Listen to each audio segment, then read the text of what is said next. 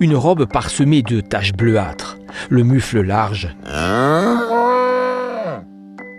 la stature robuste, une masse musculaire remarquablement développée. Voici Descente. C'est elle qui a été choisie comme égérie du Salon Agrides 2024. À 26 ans, Pierre-Antoine, son éleveur, en est très fier. La vache a 4 ans et le veau a 3 mois. Elle montre vraiment la caractéristique d'une vache d'élevage. Ce n'est pas une vache de concours, c'est pour sa longueur, sa taille et aussi bien sûr la viande aussi. C'était quand même une bête assez longue, grande, une bonne bête d'élevage.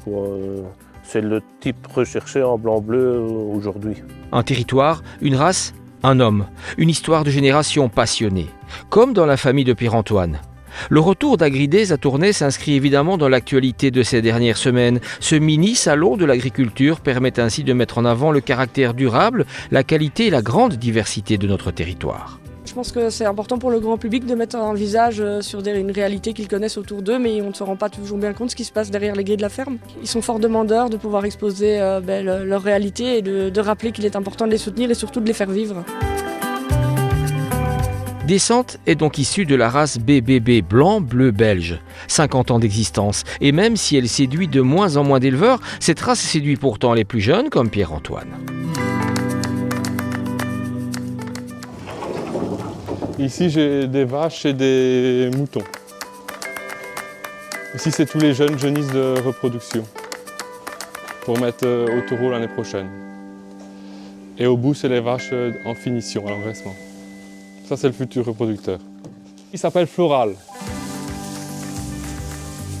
Allez, gros, vas-y, tourne un petit peu. Allez, tourne. Vas-y, gros. Doucement. Il est nerveux. Hein. Allez. Tourne. C'est tout. Il est sage. Le blanc-bleu, bien nourri, bien fini, et fait une bonne viande. Maintenant, c'est la mode des viandes étrangères et ça. Je ne suis pas contre, mais c'est pas avec ça qu'ils vont payer leurs emprunts. Hein. L'économique aujourd'hui, c'est le poids, ça y a rien. On n'est plus payé pour le tout bon, quoi. Il y a il y a même plus de différence entre une bonne bête d'élevage ou bien une bête type bouchère, quoi. Au niveau goût, c'est mieux de travailler les femelles, hein, et surtout d'un certain âge qui ont volé une fois ou deux, donc 4-5 ans.